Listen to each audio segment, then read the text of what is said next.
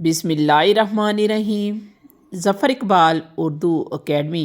आज हम खिज़र राख जो कि अल्लामा मोहम्मद इकबाल की नज़म है, इसका फ़नी और फ़िक्री जायज़ा लेंगे और देखेंगे कि इस नज़म के बारे में कौन कौन से अहम सवालात इम्तिहानी नुक्ता नज़र से पूछे जा सकते हैं। से पहला सवाल जो पूछा जाता है वो ये होता है कि खिज़र राख किस मजमुआ कलाम में शामिल है। तो खिज़र राख शामिल है बांगे दिरा में और इसे अंजुमन हमायत इस्लाम के 37वें सालाना इजलास में अल्लामा मोहम्मद इकबाल ने पढ़ा था और ये 37वां इजलास 12 अप्रैल 1922 को बामकाम इस्लामिया हाई स्कूल अंदरून शेरांवाला में हुआ था। इकबाल ने ये नज़म तरन्नम से यानी गा कर पढ़ी थी। खिज़र राख का पहला जो उन्वान था वो शायर का खिज़र से ख़ताब और बाकी दो बंदों का उन्वान जवाबे खिज़र था। अगर इस नज़म के कुल बंद गिने जाएं तो वो 11 हैं, कुल अशार 85 हैं और कुल अल्फाज तकरीबन 1400 हैं। अगर इस नज़म के मुकम्मल तारुफ़ की बात करें तो मैंने आपको बताया कि किरदार 2 हैं, शायर और खिज़र, बंद 11 हैं और अशार 85 हैं। इकबाल की ये वो नज़म है जिसमें 4 सूरतों का ज़िक्र है, सूरत काफ, सूरत इनाम, सूरत नमल और सूरत आल इमरान। अगर इसके सने अशात की बात करें तो ये 16 अप्रैल 1922 को शाया हुई। खिज़र राख की तरकीब की बात करें तो ये तरकीब बंद हैयत में है। किरदार जैसा कि अभी थोड़ी देर पहले बताया मैंने कि शायर और खिज़र हैं। शायर जो है वो जोयाए असरारे अज़ल है, यानी सरगर्दां है अज़ल के राज़ों की तलाश में, और खिज़र अलैहिस्सलाम पैके जहाँ पे माँ हैं, यानी जहाँ गर्द हैं, पैरी में मानिद सहर रंग शबाब यानी तवील उम्र रखते हैं और जहाँ गर्दी करते हैं यानी दुनिया के राज़ों से आगाह हैं और शायर उनसे मिलता है। और इन 2 किरदारों की बातचीत पर ये नज़म मुश्तमिल है। अब शायर जब हज़रत खिज़र अलैहिस्सलाम से मिलता है तो वो उनसे 5 सवाल करता है। पहला सवाल कि खिज़र को सहरा नवर्दी इस कदर अज़ीज़ क्यों है कि वो दुनिया में और सहरा में क्यों घूमता रहता है। दूसरा सवाल ज़िंदगी का राज क्या है, और तीसरा सवाल वो पूछता है कि सल्तनत क्या चीज़ है, दुनिया सल्तनत के पीछे क्यों भागती है।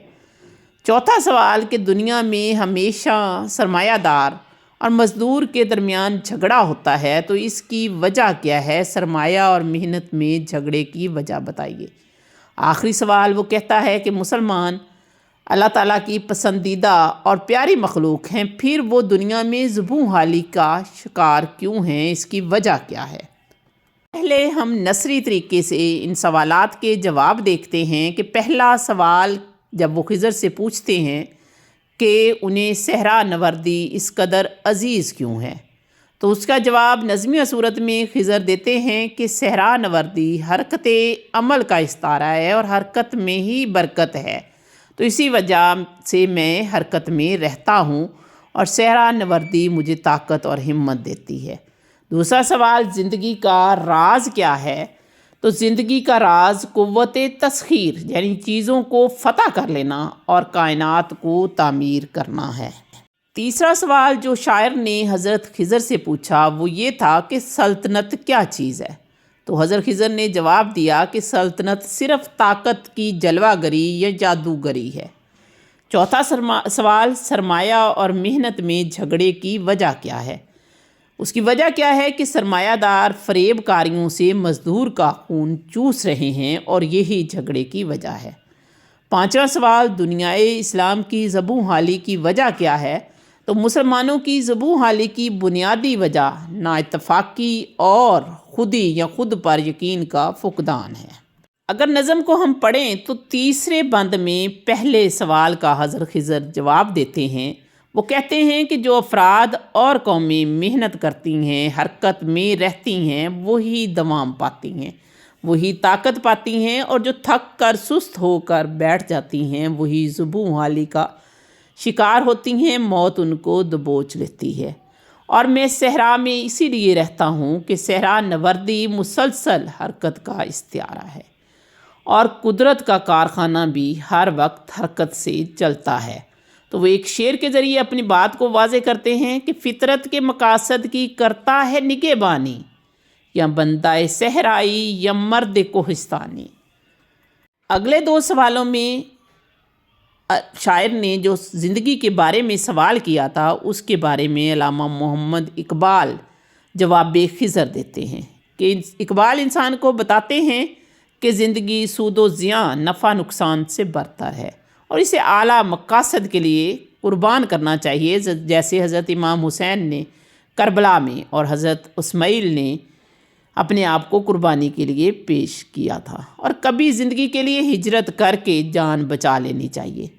برتر از اندیشہ سود و زیاں ہے زندگی، ہے کبھی جاں اور کبھی تسلیم میں جاں ہے زندگی۔ زندگی کی تعریف کو وہ اور بڑھاتے ہیں اور وہ کہتے ہیں کہ زندگی کو آج کل یا جمع مائنس یا منٹوں اور گھنٹوں میں مت ناپیں، کیونکہ وہ جاوداں ہے، ہر وقت حرکت میں ہے، ہر وقت جواں ہے۔ انسان ہمیشہ ترقی کر رہا ہے۔ اپنی دنیا آپ پیدا کر اگر زندوں میں ہے، سر آدم ہے ضمیر کن فکاں ہے زندگی۔ بندگی میں گھٹ کے رہ جاتی ہے ایک جوئے کا ماب، اور آزادی میں بہرے بے کراں ہے زندگی۔ چھٹا بند سلطنت سے متعلق ہے۔ اقبال فرماتے ہیں، آپ بتاؤں تجھ کو رمز آیا ان الملوک، سلطنت اقوام غالب کی ہے ایک جادوگری۔ سلطنت اور حکومت میں جو طاقت کی جنگ ہے اس کو جادوگری کہنا بہت بلیغ بات ہے۔ خواب سے بیدار ہوتا ہے ذرا محکوم اگر، پھر سلا دیتی ہے اس کو حکمراں کی ساحری، یعنی حکمران جادوگر کر کے محکوموں کو سلاتا ہے اور اسی میں اس کی ترقی ہے۔ ساتواں اور آٹھواں بند سرمایہ داری سے متعلق ہے۔ اقبال خضر کی زبانی مزدور کو پیغام دیتے ہیں، اور وہ پیغام ان کا ذاتی پیغام نہیں بلکہ کائنات کا ازلی پیغام ہے۔ وہ کہتے ہیں کہ میری آواز میں زمانے کی آواز شامل ہے، اور وہ کہتے ہیں بندہ مزدور کو جا کر میرا پیغام دے۔ خضر کا پیغام کیا ہے؟ یہ پیغام کائنات۔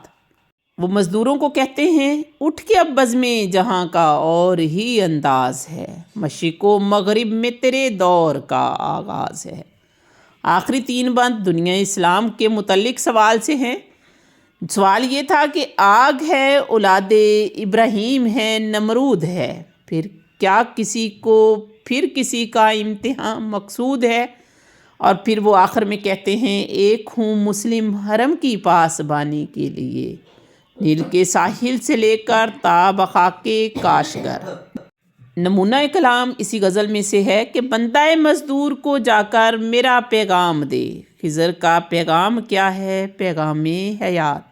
اے کہ تجھ کو کھا گیا سرمایہ دار ہیلا گر، شاخ آہو پر رہی صدیوں تلک تیری برات۔